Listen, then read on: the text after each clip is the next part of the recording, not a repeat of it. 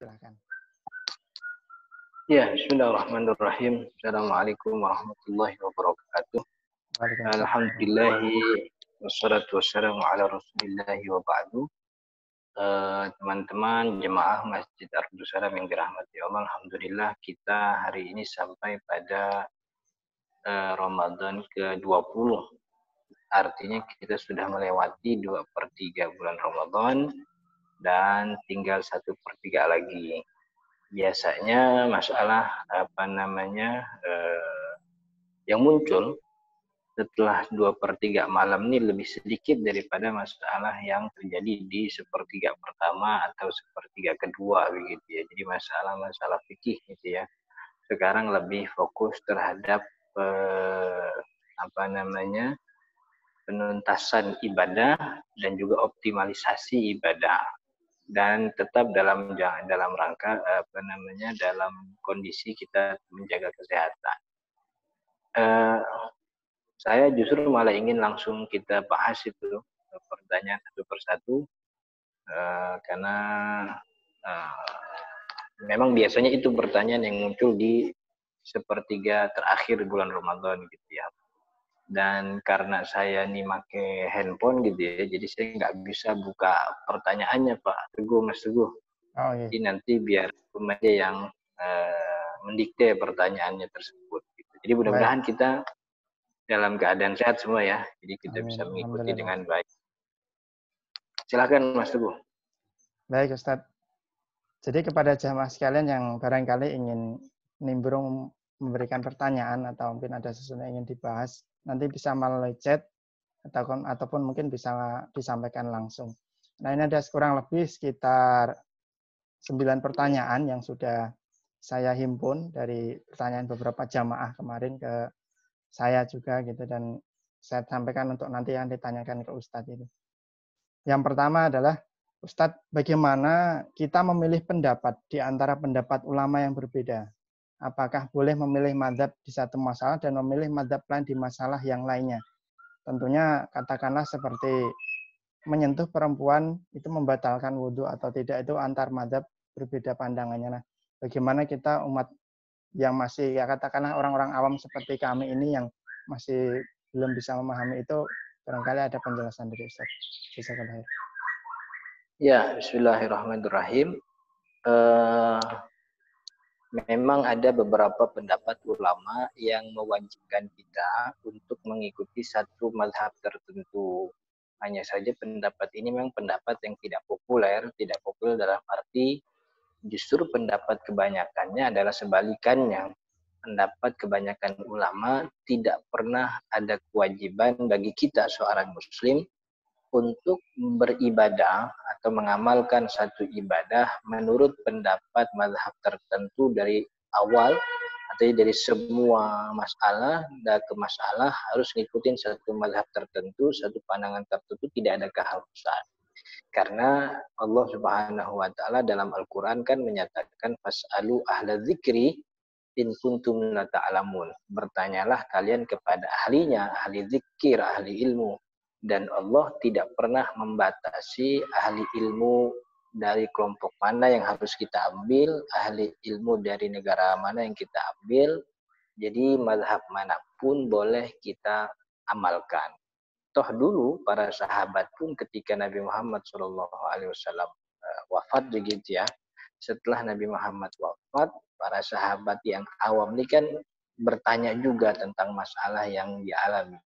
Karena wahyunya sudah berhenti, Nabi Muhammad pun sudah wafat.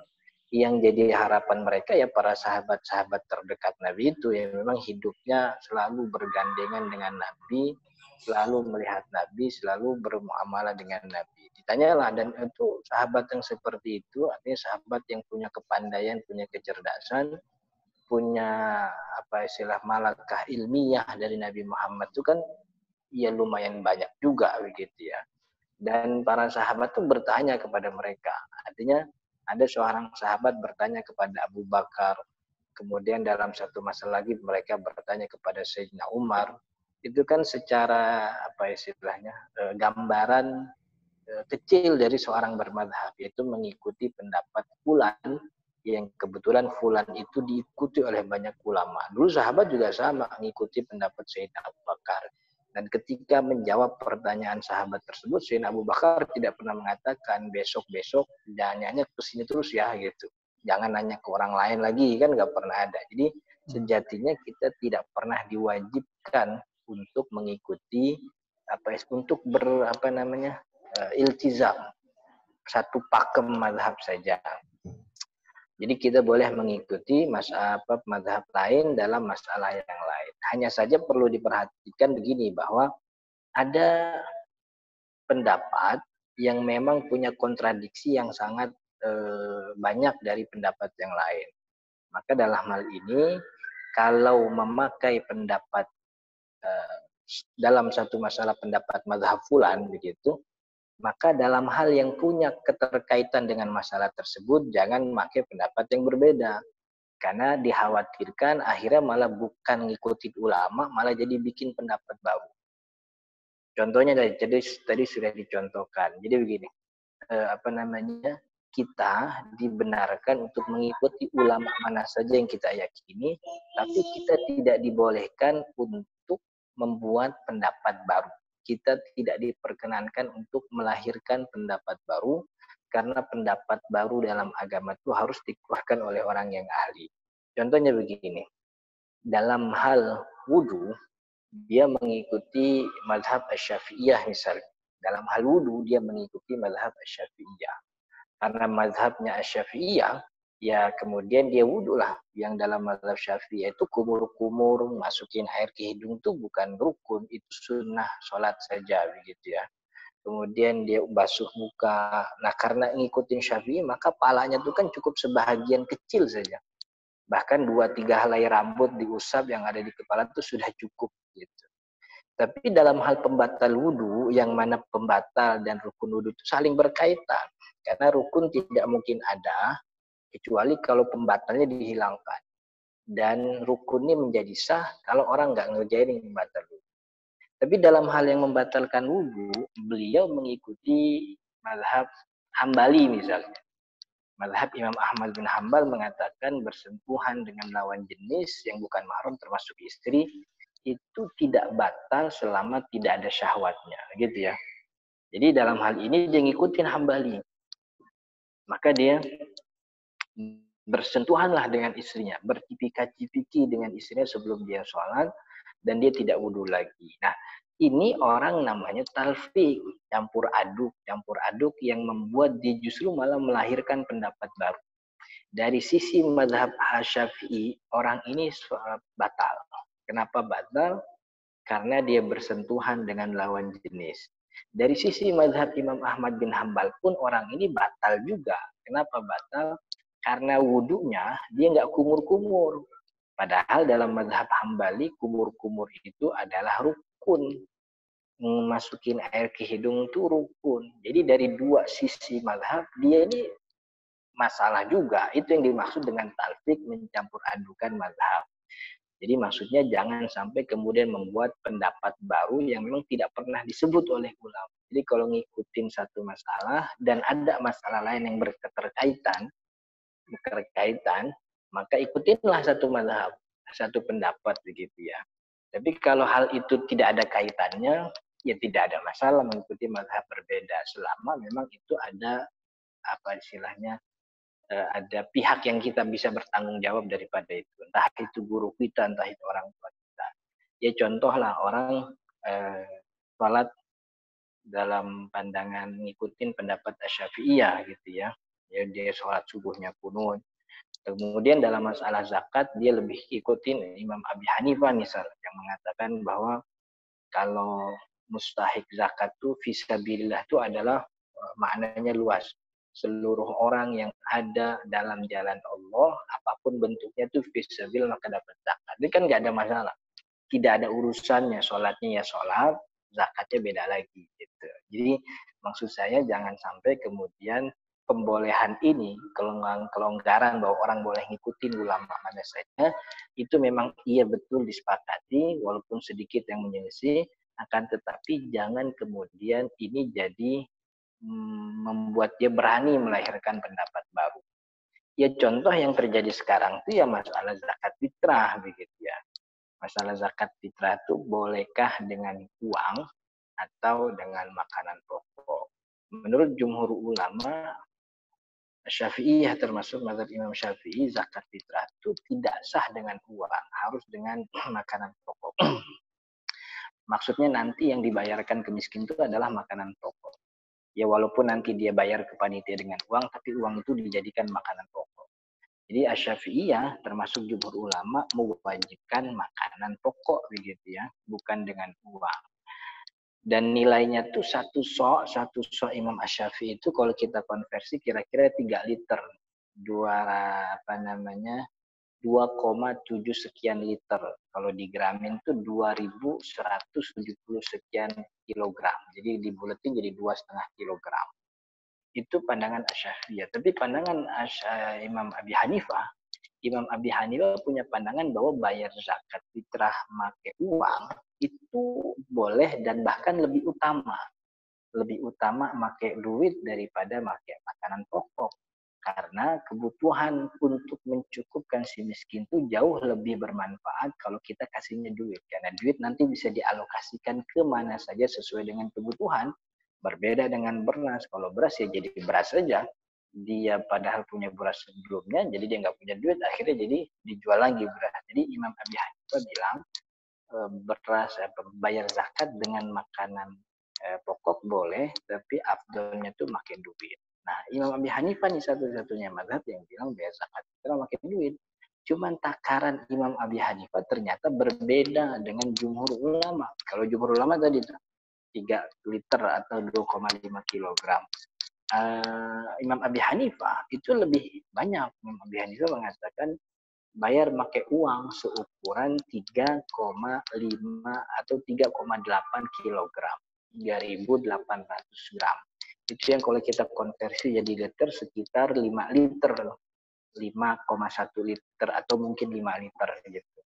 Nah, kalau kemudian ada orang yang bayar zakatnya pakai duit, tapi duitnya seukuran 2,5 kilogram, ini kan dia artinya memakai pendapat yang nggak pernah disebutin sama ulama. Ini pendapat baru nih, pendapat yang nggak pernah ada begitu. Yang dalam mazhab Syafi'i dia bermasalah. Kenapa mazhab Syafi'i bermasalah? Ya karena zakat kita, mazhab Syafi'i itu harus makanan pokok. Duit nggak sah kan gitu. Tapi dari mazhab Imam Abi Hanifah, orang ini juga bermasalah. Zakat fitrahnya nggak sah. Kenapa? Karena nilai yang dibayarkan itu kurang begitu. Jadi kalau mau ngambil Hanafi ya Hanafi sekalian, kalau mau Syafi'i ya Syafi'i sekalian. Ini yang dimaksud dengan talfik itu.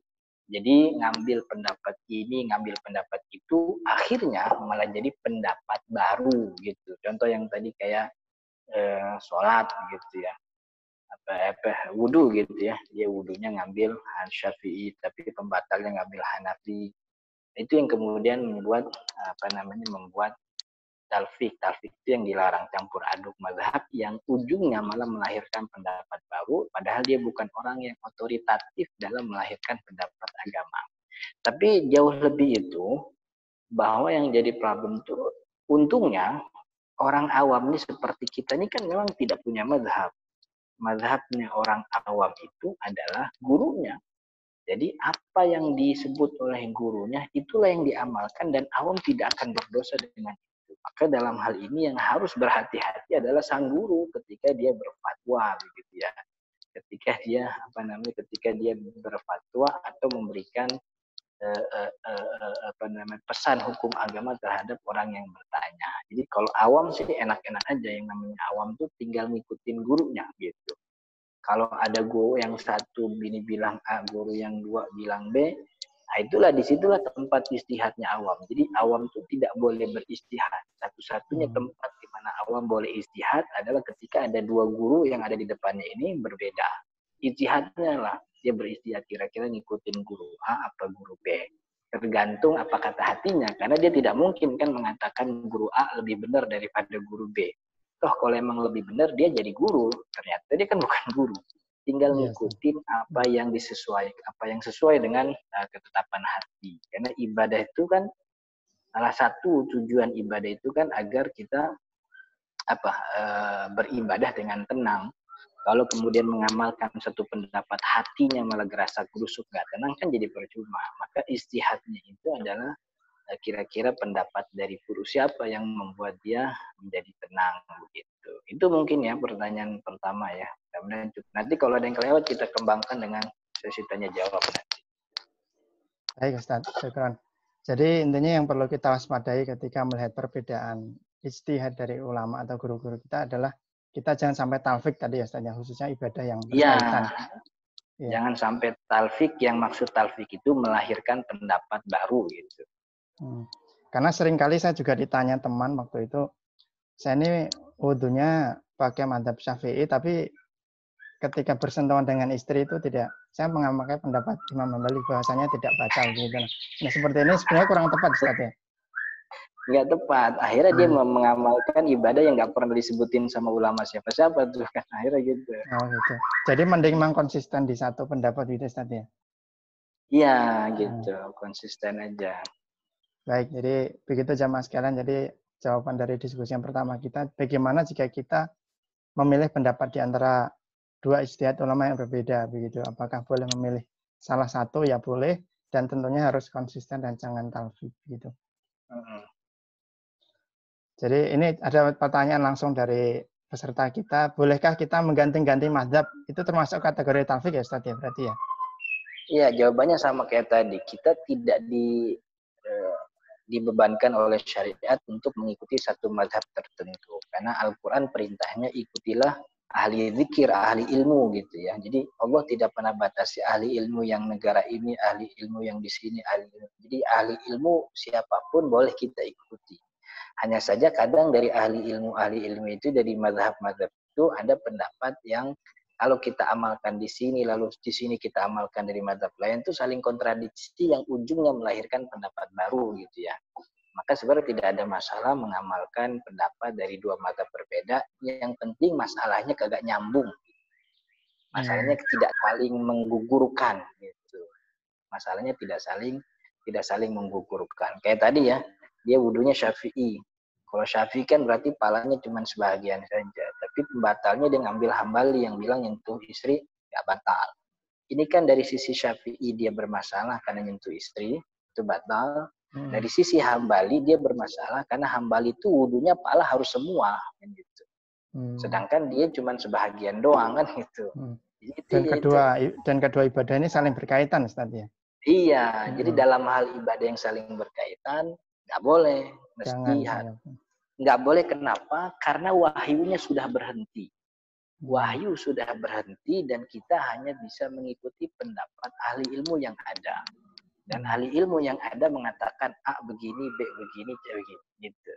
Kecuali dalam masalah kontemporer yang baru gitu ya, emang wahyunya nggak ada dalam masalah muamalat ya, di mix campur itu nggak ada masalah. Tapi karena ini ibadah yang wahyunya sudah berhenti, gitu, maka jangan akhirnya kita memberanikan diri untuk campur sini campur situ yang jadinya malah bikin pendapat baru. Nah, itu yang khawatir. Baik Ustaz, jazakallah khair penjelasannya terkait hal ini. Seringkali kita mungkin jamaah sekalian juga pernah mengalami pendapatnya berbeda dan mungkin saya juga pernah melaksanakan taklid tadi Ustaz ya. Ini semoga menjadi perbaikan dari saya pribadi karena kebodohan waktu lalu. Baik, kita lanjutkan ke pertanyaan yang kedua seputar iktikaf dan Lailatul Qadar. Pertanyaannya adalah bagaimana jika alhamdulillah sih beberapa tahun terakhir ini awal puasa kita dan Idul Fitri kita berbarengan, khususnya di Indonesia, baik misalkan katakanlah di Nahdlatul Ulama maupun di Muhammadiyah berbarengan.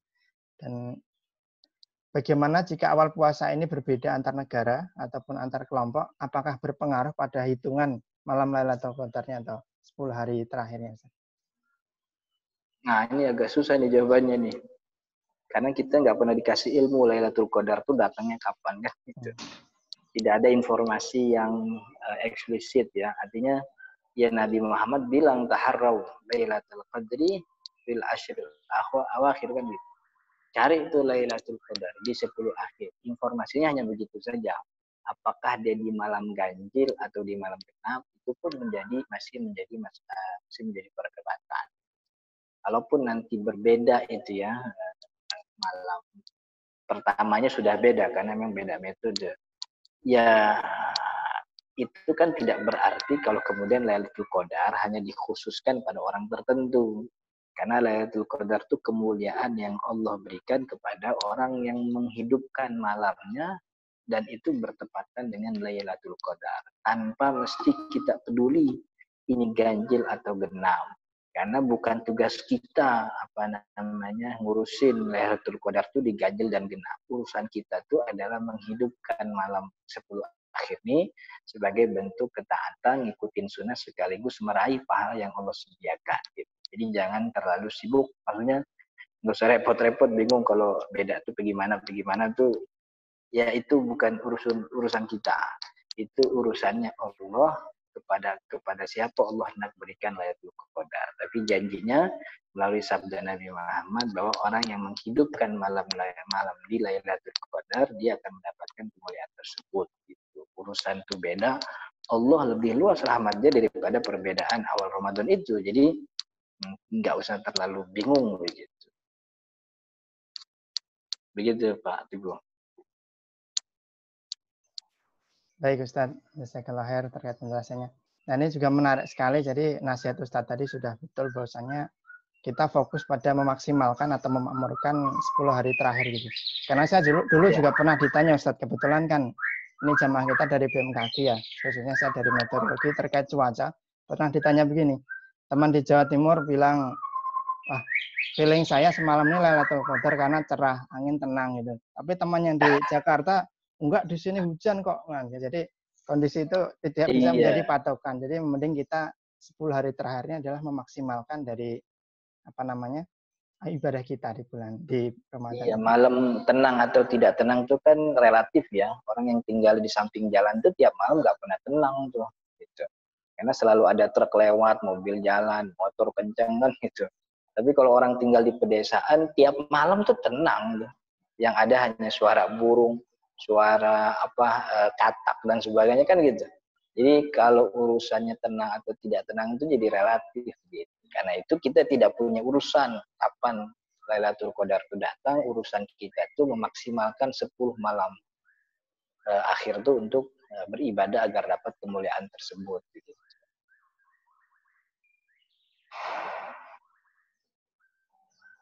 Baik, ini sepertinya ya ada yang ingin bertanya mungkin Bu Ani silahkan jika ada yang dipertanyakan. Di unmute saja Bu. Wabarakatuh. Ya, Assalamualaikum warahmatullahi wabarakatuh. Izin masih balik ke pertanyaan yang pertama tadi. Sebenarnya saya juga pernah dengar kalau kita itu nggak boleh, maksudnya kita pakai satu mazhab aja yang kita yakini, maksudnya yang kita yakini benar. Karena nanti orang yang membuat mazhab itulah yang akan bertanggung jawab di akhirat gitu. Ketimbang kalau kita sendiri gitu, maksudnya belajar sendiri. Nah, terus saya juga pernah dengar kalau kita itu tidak boleh, bukan tidak boleh atau sebaiknya gitu, ketika kita sudah memilih satu mazhab ya udah itu aja gitu. Jadi nggak boleh ganti-ganti. Untuk urusan A pakai mazhab yang ini, urusan B mazhab yang itu gitu. Itu katanya nggak boleh. Cuman saya nggak begitu paham kenapa nggak bolehnya gitu. Maksudnya kan toh kalau misalnya tadinya kan saya berpikir kalau misalnya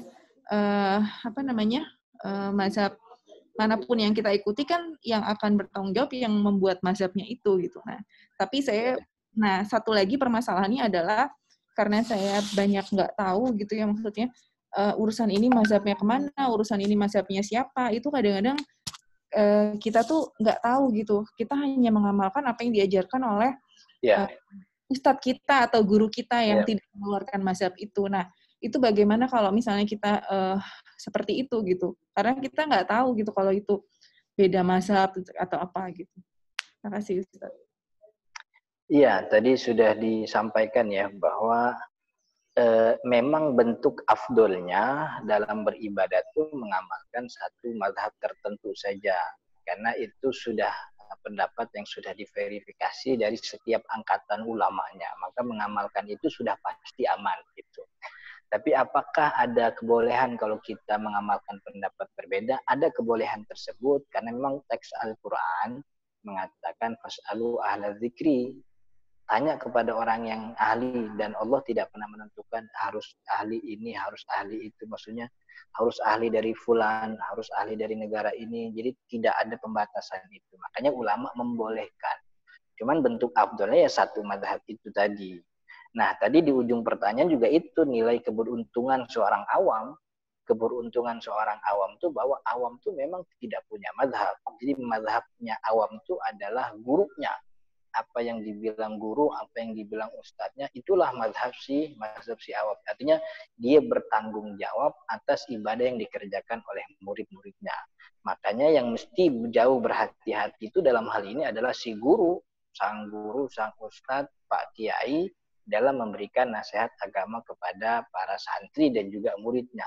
Karena seluruh ibadah yang dikerjakan oleh santri itu dia yang tanggung jawab. Karena itu maka kemudian sang guru itu ya tanggung jawabnya besar, pahalanya kan juga besar. Ketika si muridnya itu yang jumlahnya 100, 200, 300 beribadah, itu kan ibadahnya kemudian sampai semua ke pahalanya kepada si guru. Jadi tanggung jawab besar juga punya pahala yang lebih besar daripada yang lain. Jadi memang betul itu bahwa awam itu memang tidak bermadhab. Madhabnya awam itu adalah gurunya. Maka ketika kita mendengar guru kita berfatwa bahwasanya masalah ini hukumnya begini, itulah yang kita amalkan dan kita tidak akan berdosa dengan mengamalkan itu. Karena yang dosa itu ninggalin kewajiban atau mengerjakan yang haram. Dosa itu meninggalkan kewajiban atau mengerjakan yang haram. Ngikutin guru, ngikutin ulama itu justru kewajiban kita, gitu. Jadi kewajiban justru malah kita dapat pahala. Nah, yang jadi masalah itu memang gurunya itu harus berhati-hati. Jadi dalam hal ini memang si guru, sang ulama, sang kiai memang harus berhati-hati. Tapi juga sama ya kepada awam, baiknya memang agar dalam fase tertentu awam itu sebaiknya memang berguru hanya kepada satu guru saja dulu. Dalam fase tertentu dia berguru hanya kepada satu ustadz dulu gitu ya. Nanti kira-kira dia sudah punya kapasitas yang agak lebih, barulah dia buka hazanah, datang ke majelis taklim A, kemudian datang ke tablik akbar B, bertanya sini, bertanya situ sebagai komparasi. Tapi bagi orang yang bahasanya itu beginner begitu ya, sebaiknya mempertanggungjawabkan ibadahnya kepada satu guru terlebih dahulu. Gitu. Begitu Ibu Ani, mudah-mudahan bisa dipahami. Terima kasih Ustaz. Ya. Baik, demikian Bu Ani. Semoga cukup menjawab. Ustadz, saya lanjutkan ke pertanyaan ketiga dari jamaah Ustadz ya. Yaitu seputar qadha puasa atau mengganti puasa, khususnya bagi ibu-ibu atau ummahat yang hamil atau menyusui. Nah, tapi kondisinya uniknya begini, ketika hamil kemudian menyusui tentunya 2 tahun, kemudian baru setahun menyusui ternyata sudah hamil lagi, Ustaz. Jadi ibu ini tentunya punya utang yang banyak, baik utang ketika dia hamil anaknya, kemudian ketika dia menyusui anaknya, kemudian dia ternyata masih hamil lagi di tahun ketiga. Nah, bagaimana syariat mengetengahkan masalah ini? Terima kasih. Iya. Yang penting kan ada sebab, ada kewajiban. Kewajiban puasa itu kan punya sebab. Salah satu sebabnya salah satu sebab wajib puasa itu adalah kudroh. Kudroh itu kemampuan. Orang yang sakit itu kemampuannya dikhawatirkan karena bisa membahayakan badannya ketika dia puasa. Artinya dia mendapat uzur nih. Nanti dia ganti puasa, nanti setelah dia sehat. Begitu juga ibu hamil dan menyusui setelah Ramadan mestinya qadha. Hanya saja setelah Ramadan dia punya uzur yang membuat dia tidak mengqadha, yaitu menyusui misalnya. Lalu setelah menyusui masuk Ramadan selanjutnya berarti dia punya hutang puasa yang ditunda sampai masuk Ramadan selanjutnya. Nah, qadha puasa yang ditunda sampai masuk Ramadan selanjutnya itu sejatinya itu dapat denda double, yaitu bayar fidyah. Hanya saja ini bagi orang yang menundanya tanpa sebab. Kalau dia menunda karena sebab uzur tadi menyusui, ya berarti qadhanya cuma puasanya aja begitu. Jadi nggak ada ketambahan fidyah. Kecuali kalau sudah sehat, sudah tidak menyusui, tidak hamil, tapi puasanya masih tetap ditunda. Maka ketika nanti masuk ke Ramadan selanjutnya, itu berganti, kewajibannya nambah sama fidyahnya juga. Gitu. Lalu bagaimana orang yang tiap tahun hamil, ya Allah kasih uzur, karena pada satu waktu nanti dia akan juga bisa dalam keadaan yang free dari itu semua. Karena kan nggak mungkin sepanjang tahun maksudnya sepanjang dari mulai umur muda sampai kemudian umur 40 masih hamil terus kan nggak mungkin juga. Jadi ada satu waktu di mana dia akan masuk pada fase di mana dia bebas dari kehamilan, dia bebas dari menyusui, maka disitulah kewajiban syariat ada. Selama dia masih punya uzur hamil menyusui, kewajiban syariat tertunda bagi dia, itu dimaafkan. Nanti pada fasenya dia masuk dalam fase dia nggak hamil, dia nggak nyusuin, disitulah kemudian kewajiban syariat datang. Kalau ketika sudah bebas dari hamil menyusui dia tetap menunda juga, maka sampai masuk Ramadan selanjutnya kewajiban kodonya ditambah dengan kewajiban fidyah. Jadi sebenarnya nggak ada masalah orang tiap tahun hamil, tiap tahun nyusuin, ya dia punya uzur. Nanti ketika uzurnya itu sudah hilang, dapatlah kewajiban puasa, dapat kewajiban qada.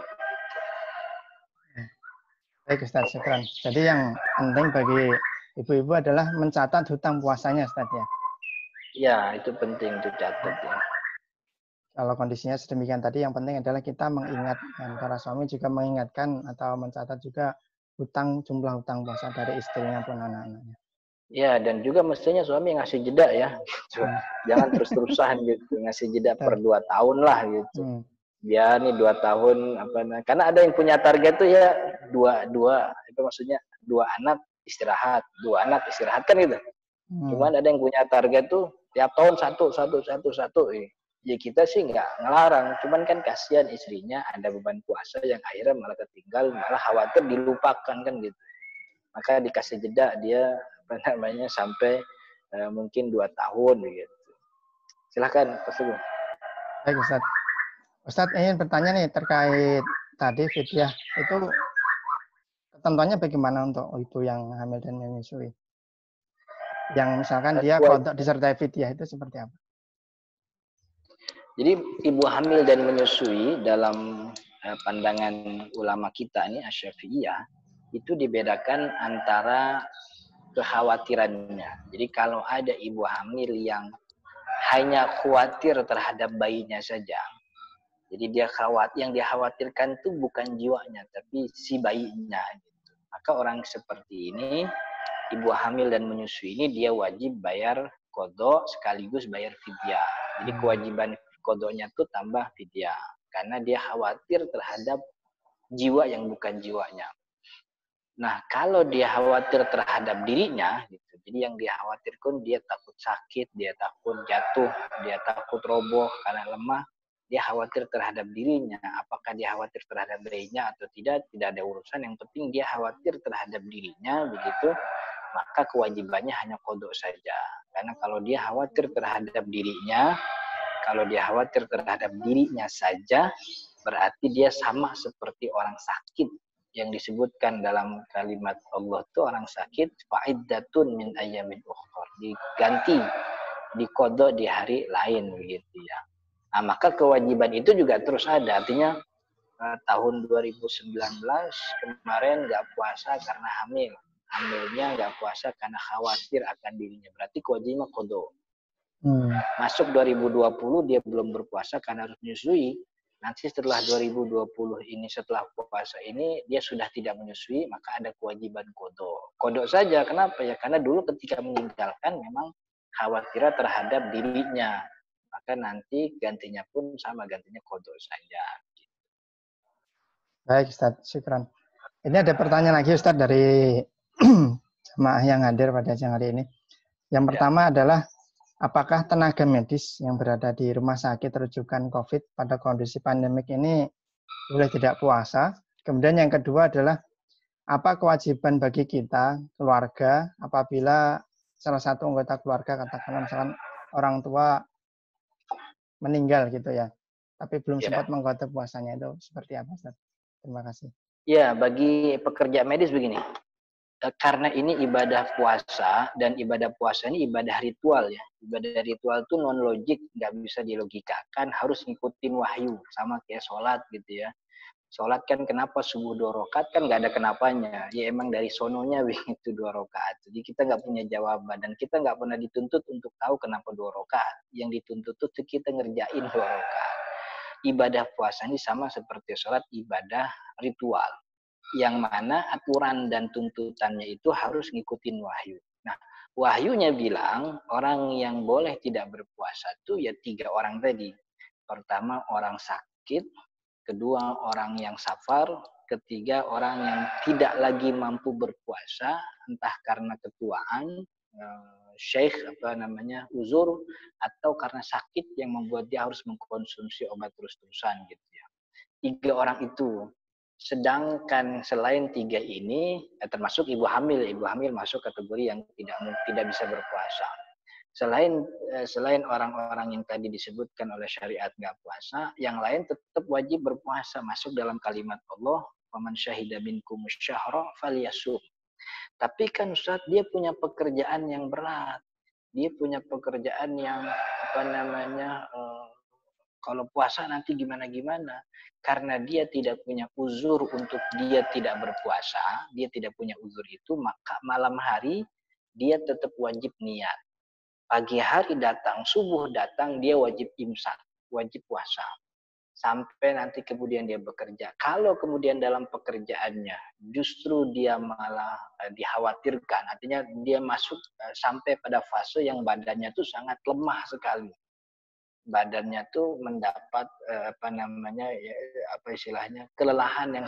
keletihan yang sangat tinggi, disitulah baru dia boleh berbuka, dan berbukanya bukan karena dia tenaga medis, tapi karena kelelahan yang sangat. Jadi kelelahan yang sangat itu sama seperti sakit. Artinya karena kelelahan sangat itu datangnya nanti siang, datangnya nanti sore, maka dari pagi dia tetap harus berpuasa. Itu yang disebut oleh beberapa ulama, fattaqullaha mastata'tum. Bertakwalah kalian semampu kalian. Ia mampunya cuma sampai sore, maka puasa dulu sampai sore. Nanti ketika sore atau siang datang itu uzur, kelelahan yang tinggi, kecapean yang sangat parah, atau kelaparan, nah barulah dia boleh berbuka. Jadi ketika dari pagi, kalau dia buka dari pagi, nggak bisa, karena ketika pagi hari dia nggak punya uzur untuk berbuka puasa gitu. Mudah-mudahan dipahami nih ya. Jadi dari awal dia mesti puasa. Malam hari dia niat dulu. Pagi dia puasa. Dia bekerja sebagaimana biasa. Nanti ketika dalam pekerjaannya justru dia mendapat keletihan yang sangat dan seterusnya, dia termasuk orang yang boleh berbuka. Karena uzurnya sudah ada. Gitu.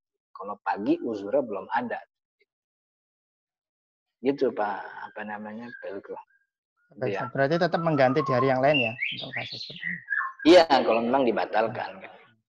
Baik, untuk pertanyaan orang kedua. Orang wafat ya. Iya. Nah begini, ini harus dibedakan. Ada orang yang wafat sebelum mampu berpuasa, ada orang yang wafat setelah mampu berpuasa. Orang yang sakit ketika Ramadan masuk, dia sakit. Dia nggak puasa, dia stres, dia di rumah sakit. Sehari, 2 hari, 3 hari masih sakit, sampai hari ke-15 Ramadan dia wafat.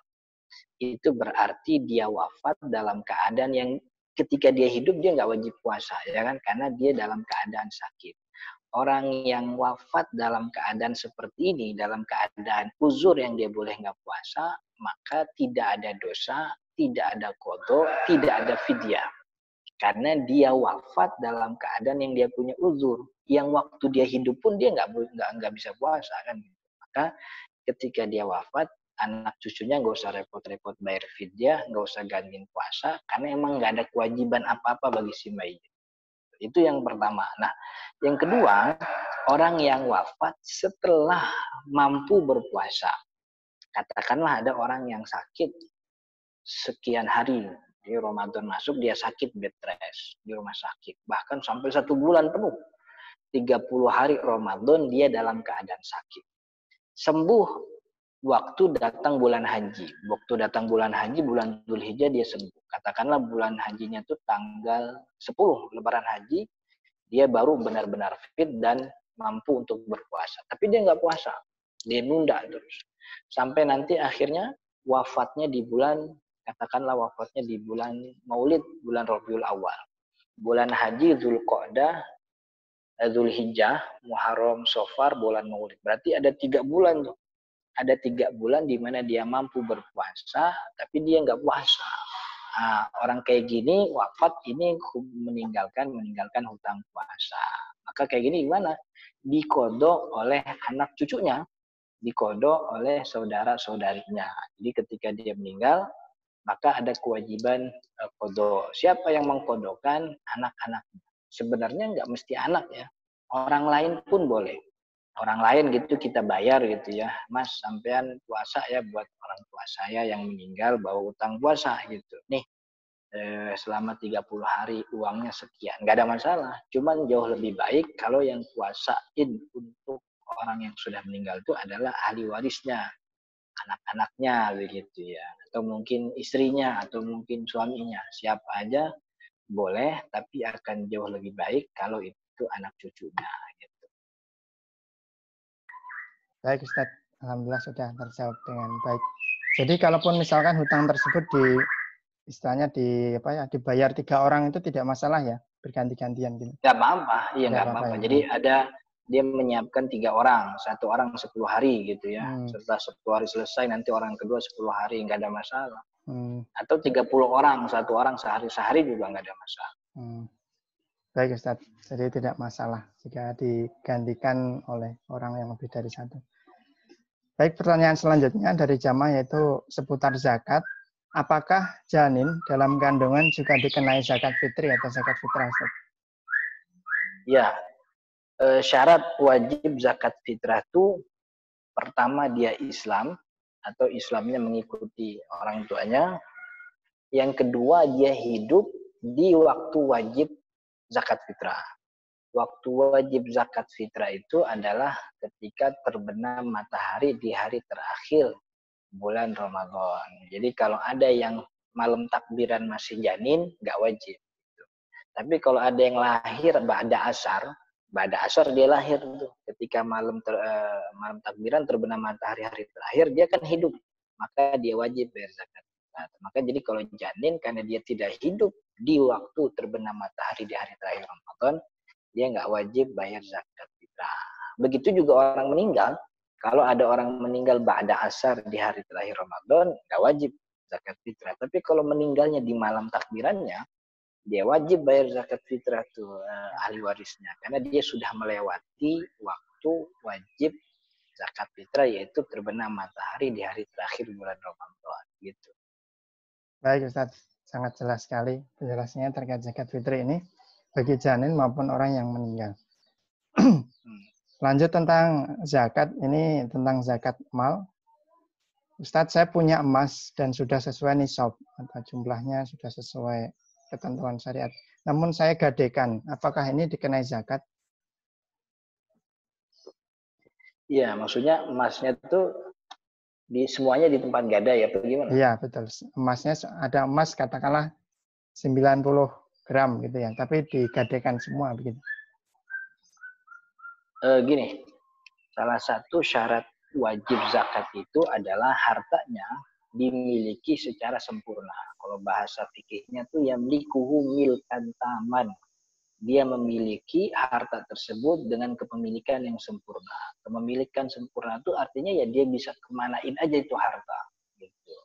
Sedangkan kalau harta itu ada di tangan orang gitu ya, di tangan orang tuh maksudnya ya dipinjemin atau sama seperti digadaikan. Itu kan berarti kita tidak bisa mengolah harta tersebut sesuai keinginan kita karena ada di tangan orang. Ini yang jadi perdebatan banyak ulama. Sebahagian ulama mengatakan, oh nggak wajib zakat kalau kayak gitu. Kenapa? Ya yang namanya zakat itu kan diberikan bagi atas orang yang memang dia punya keluasan harta. Kalau hartanya dipegang orang dan dia nggak ngapa-ngapain, ya dia nggak punya keluasan harta berarti, maka nggak wajib zakat. Ada sebagian begitu. Nah, sebagian lain ada yang membedakan. membedakan antara hartanya itu apakah mungkin kembali atau mungkin tidak kembali gitu. Kalau harta itu mungkin kembali gitu ya, sangat mungkin kembali karena itu kan gadai. Nanti kan tanggal sekian saya punya uang untuk tebus, berarti mungkin kembali. Kalau itu mungkin kembali, maka wajib zakat. Tapi ada harta kita di tangan orang yang itu nggak mungkin kembali, sulitlah nggak kembali ya. Seperti dipinjam sama orang. Kita punya emas nih, kita punya uang 70 juta, 50 juta misalnya. 50 juta tuh belum nisab ya, karena nisab 85 gram tuh kira-kira 60 juta lah. Kita punya 50 juta. Tapi di tangan orang, duit kita dipinjemin sama orang tuh ada 10 juta. Berarti kan kalau dikumpulin tuh jadi 60 juta nisab tuh. Cuman yang 10 juta tuh rasanya sulit balik tuh. Kenapa sulit balik? Orangnya ngilang. Nggak tahu kemana itu. Dia ngutang 10 juta dibawa terus nggak jelas. Nomor HP-nya mati, kontrakannya kosong begitu ya, semua info kontaknya nggak ada. Berarti kan itu tidak bisa diharapkan kembali. Kalau tidak diharapkan kembali, maka nggak usah dihitung gitu. Nah, harta emas kita yang ada di gadai juga sama itu. Dia masuk dalam kategori harta yang tidak ada pada tangan kita. Jadi hitung apa enggak gitu ya. Itu yang jadi perdebatan. Kalau saya melihatnya itu milik kita sempurna, hanya saja dipegang orang lain, jadi tetap dibayarkan zakatnya. Dan kemungkinan untuk kembali dari pegadaian itu sangat mungkin, karena pegadaian kan bukan rentenir yang asal matok megang harta orang kan gitu. Mungkin kembali sangat mungkin asal kita ngasih tebusannya kan begitu. Gitu Pak Teguh. Baik Ustadz, jadi dari beberapa perbedaan pendapat ulama tadi, boleh ya kita untuk membayarkan zakatnya ya, karena berpotensi untuk bisa kita ambil kembali barang tersebut. Ya. Ustadz, ini pertanyaan selanjutnya tentang zakat. Apakah karena sudah zakat fitrah, maka kewajiban zakat yang lain gugur? Katakanlah seperti zakat mal dan sebagainya. Oh enggak, zakat fitrah itu salah satu jenis zakat. Dan zakat fitrah itu zakat badan ya. Zakat fitrah itu zakat badan. Suara saya ini enggak bagus ya? Ya, masuk. Ya. Ya, zakat fitrah itu zakat badan. Jadi dia tidak ada urusannya dengan zakat mal. Jadi kalau kita hidup di malam takbiran dan kita punya uang yang cukup untuk makan besok hari di hari lebaran, itu kita wajib zakat fitrah. Setelah zakat fitrah, apakah ada kewajiban zakat? Ya masih ada, tergantung harta yang ada itu memenuhi nisab atau enggak, kan tergantung kriterianya. Apakah dia emas dan perak, apakah dia pertanian, apakah dia barang dagangan, apakah dia hasil bumi, ya tergantung hitungannya. Jadi maksud saya zakat fitrah itu ibadah tertentu yang kalau dia diselesaikan itu tidak menyelesaikan ibadah yang lain. Jadi ibadah yang lain punya tuntutannya sendiri. Baik, Ustaz, sekarang lanjut untuk pertanyaan zakat yang terakhir ini. Terkait zakat profesi. Apabila suami istri masing-masing bekerja dan sudah mencapai nisab dalam perhitungan zakat profesi, apakah zakat ini dibayarkan atas nama keluarga atau pribadi, Ustaz, untuk zakat profesi ini? Sama mungkin dijelaskan Ustaz terkait zakat profesi ini bagaimana, karena mungkin banyak jamaah yang masih bingung antara ini wajib atau tidaknya gitu. Syukran. Iya, zakat profesi itu memang diperdebatkan ya, hukumnya ada atau tidak. Kalau kita merujuk kepada ulama klasik, ulama belakangan gitu ya, yang kita temukan dalam kitab-kitab fikih mereka, yang kitabnya ada nih di panjang ini, tidak satupun mazhab fikih menyebut adanya zakat profesi gitu ya. Tidak ada satupun mazhab fikih klasik yang menyebut adanya zakat profesi. Kenapa demikian? Karena ulama dulu melihat zakat itu ibadah ritual. Ibadah ritual itu teknis dan ketentuannya itu harus mengikuti wahyu. Dan wahyunya emang nggak ada soal zakat profesi kan gitu. Wahyunya nggak ada. Itu kan istihad baru belakangan. Dan ternyata profesi itu sudah ada sejak zaman Nabi kan gitu. Orang berprofesi sebagai tukang tulis, ada yang berprofesi sebagai tentara, mereka mendapatkan gaji dari Baitul Mal, ada yang profesinya macam-macam, tapi tidak pernah diwajibkan adanya zakat. Itu ulama klasik mengatakan. Dan pendapat ini pendapat yang dipakai oleh banyak ulama pesantren ya. Kalau sekarang ulama pesantren, ulama klasik tuh, yang pakai masuk kitab. Nah, tapi ulama kontemporer belakangan, ulama kota lah istilahnya gitu, melihat zakat profesi itu ada kewajibannya. Kenapa ada kewajibannya? Pertama, melihat simbol kekayaan. Jadi apa yang disebutkan dalam zakat mal itu, emas dan perak, kemudian pertanian, kemudian ke peternakan, barang tambang, itu simbol-simbol kekayaan itu semua. Simbol kekayaan ketika zaman itu yang kaya itu yang punya peternakan, yang kaya itu yang punya unta lebih dari 5 ekor, yang kaya itu yang punya emas lebih dari nisab itu, itulah mereka yang kaya. Nah, ulama kontemporer itu melihat sekarang simbol kekayaan itu kan berubah. Orang yang punya kambing nggak lagi disebut kaya. Karena nggak ada orang Jakarta kaya gara-gara ngangon kambing itu nggak ada. Jadi simbol kekayaannya berubah menjadi apa? Menjadi status sosial. Itu bisa jadi simbol kekayaan yang status itu mendatangkan uang yang sangat banyak. Kerjaannya jadi broadcaster, kerjaannya jadi peneliti A. Dari status sosialnya itu dia mendapatkan kekayaan. Oh, berarti yang namanya gajian, penghasilan itu juga jadi harta yang wajib dizakati. Kenapa? Karena dia simbol kekayaan gitu ya. Simbol kekayaan. Nah, hanya saja begini. Jadi ada dua kubu nih. Kubu yang tidak wajib zakat karena bilang zakat itu ibadah ritual. Satu kubu yang zakat profesi itu zakat penghasilan wajib. Kenapa? Ya dia simbol kekayaan. Nah, orang-orang atau ulama-ulama yang berada pada kubu mewajibkan zakat profesi, zakat penghasilan, sayangnya berselisih soal teknis bagaimana zakat penghasilan itu dilaksanakan. Mereka berselisih. Ada yang mengatakan zakat profesi itu mengikuti zakat emas. Zakat emas itu ya zakat kepemilikan. Artinya tiap orang yang punya gaji dia bayar sendiri-sendiri. Dan nisabnya itu ngikutin emas 85 gram. Bayarnya nanti 2,5%. Kapan bayarnya? Ya karena zakat emas 1 haul, 1 tahun. Tapi 1 tahun itu bisa dibagi 12 per bulan dia bayar gitu. Ada yang bilang enggak, zakat profesi itu ngikutin zakat pertanian. Nisabnya itu nisab pertanian 5 wasak itu 542 kilogram. Jadi orang yang punya gaji 5.420 kena tuh wajib zakat profesi. Berapa bayar zakatnya? Ya kayak pertanian 5% dari penghasilannya. Dipotong nggak dipotong karena pertanian kan ketika panen langsung. Gitu. Nah ada yang kemudian mix gitu, aturannya di mix. Nisabnya ngikutin pertanian, haulnya ngikutin haul pertanian, nggak ada haul jadi langsung ketika panen, dan zakatnya mengikuti zakat emas 2,5% gitu. Jadi kalau ditanya saya zakat profesi ada apa enggak Ustaz? Saya ngikutin ulama saya, guru-guru saya pesantren nggak ada zakat profesi. Jadi kalau mau zakat profesi silahkan datang ke lembaga zakat modern, nanti biar mereka lah yang menghitung sendiri berapa yang harus dibayarkan.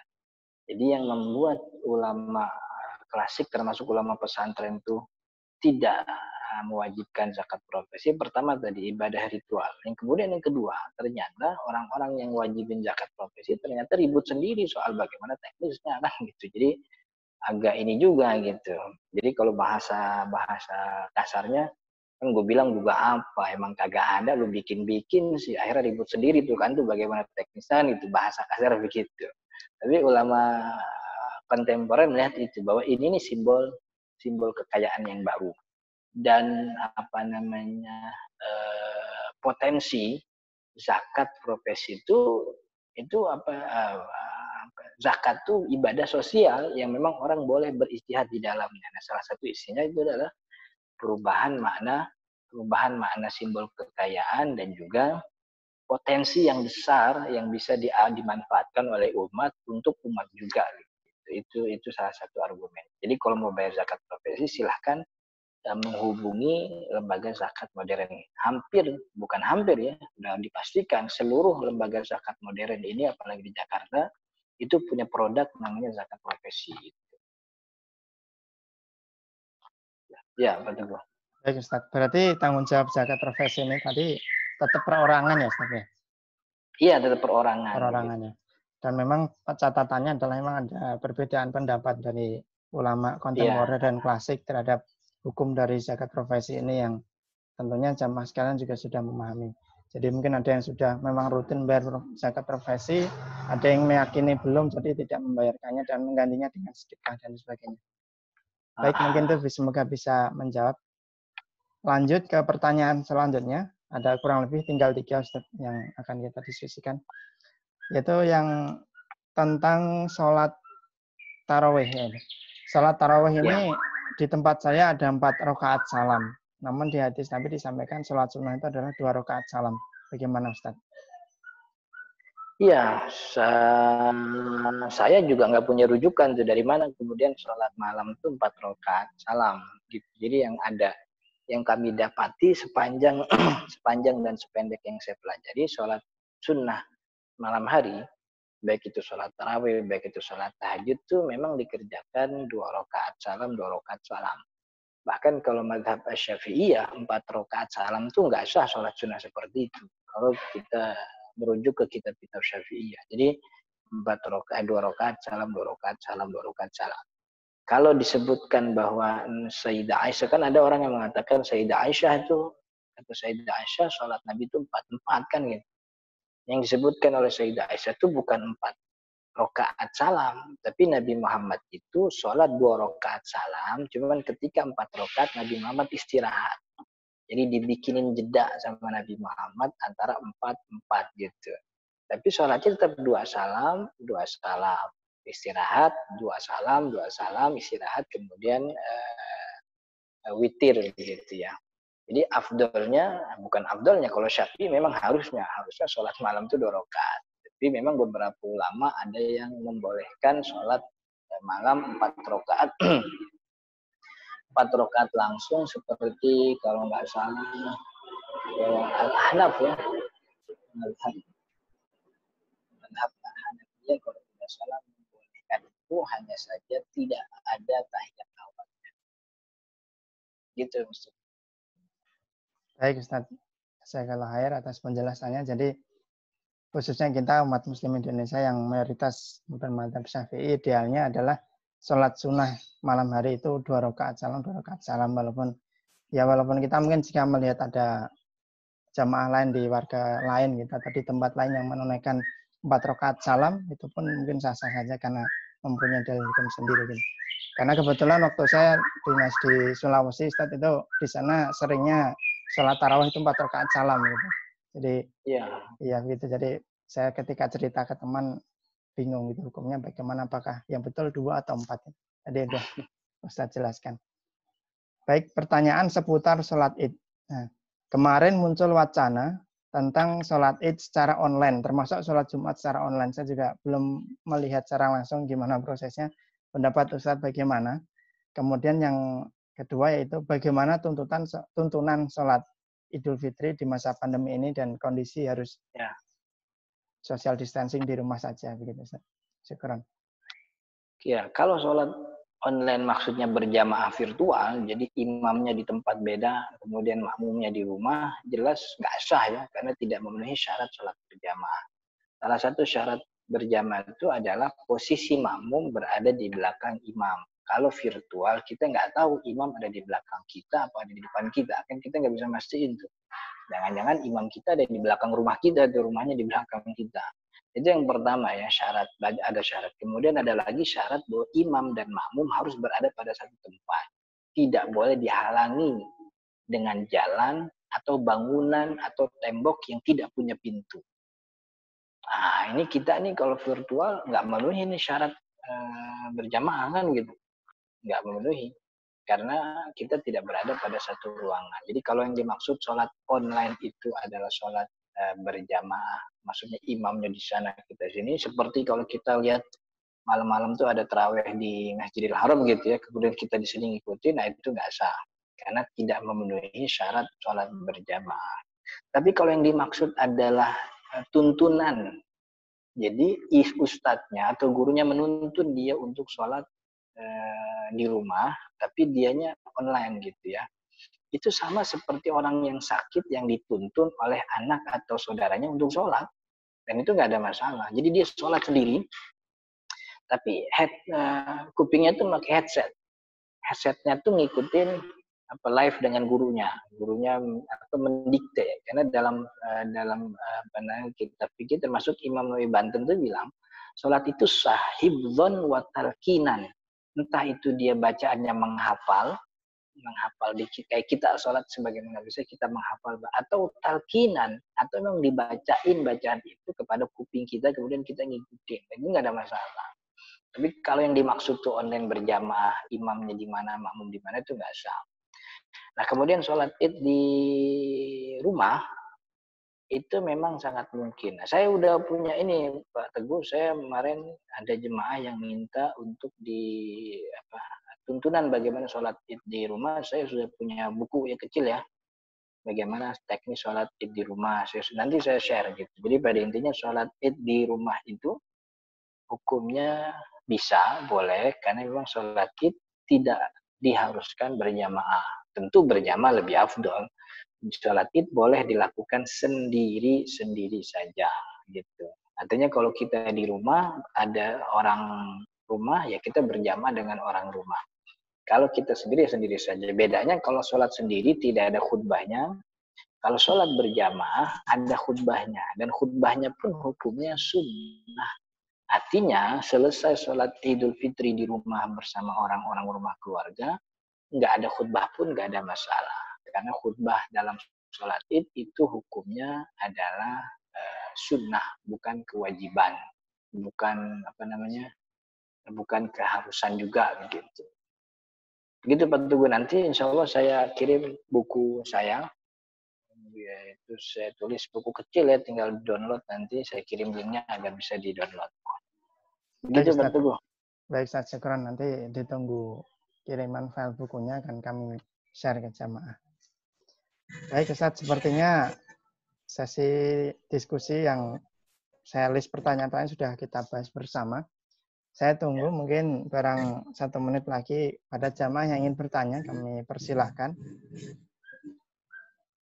Barangkali ada yang ingin didiskusikan, jika tidak langsung kita tutup diskusi baperan, yaitu bahas seputar Ramadan.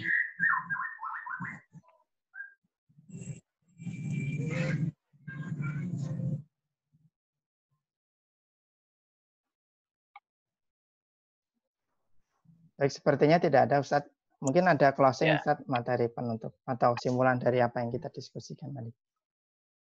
Ya, kesimpulannya mudah-mudahan apa yang kita pelajari ini bermanfaat untuk kita dan juga menjadi tambahan timbangan kebaikan kita nanti di akhirat.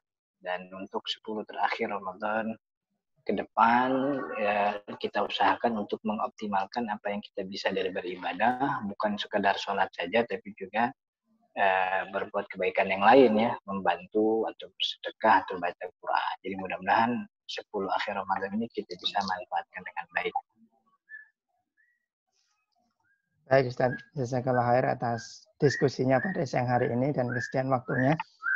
Baik jamaah Masjid Adus Salam yang dirahmati Allah SWT, terima kasih, kita sudah di ujung waktu, bahkan sampai lewat 11 menit ya dari jadwal yang seharusnya selesai itu jam 1.30. Insya Allah rekaman ini akan kami share di channel YouTube Masjid Adus Salam BMKG. Nanti akan kita share di grup WhatsApp Jamaah Adus Salam. Kemudian kami juga menghimbau atau mengajak kepada jamaah sekalian untuk berkenan infak untuk kegiatan Masjid Adus Salam. Rekeningnya akan saya share di kolom komentar. Bagi jamaah yang ingin infak kami persilahkan. Sudah saya lampirkan di kolom komentar. Dan sekali lagi di sisa 10 hari terakhir, 9-10 hari terakhir ini semoga Allah berikan kita kekuatan, kesehatan, sehingga kita bisa memaksimalkan ibadah kita. Terima kasih kepada jamaah sekalian. Sampai jumpa di kajian virtual selanjutnya. Insya Allah hari Jumat nanti kita akan bertemu lagi dalam agenda kajian sirah. Ya, akan membahas sirah tentang bangsa Yahudi dan Palestina bersama asatidz Masjid Darussalam yang lain. Baik, kepada Ustadz Ahmad Zarkas LC kami ucapkan jazakallah khair atas kesediaan waktunya. Dan saya pribadi mewakili DKM Abdul Salam BMKG, mohon maaf jika ada kekurangan. Kita tutup dengan alhamdulillah dan doa kafaratul majelis. Alhamdulillah subhanakallahumma wa bihamdika asyhadu an la ilaha illa anta astaghfiruka wa atubu ilaik. Assalamualaikum warahmatullahi wabarakatuh. Warahmatullahi wabarakatuh.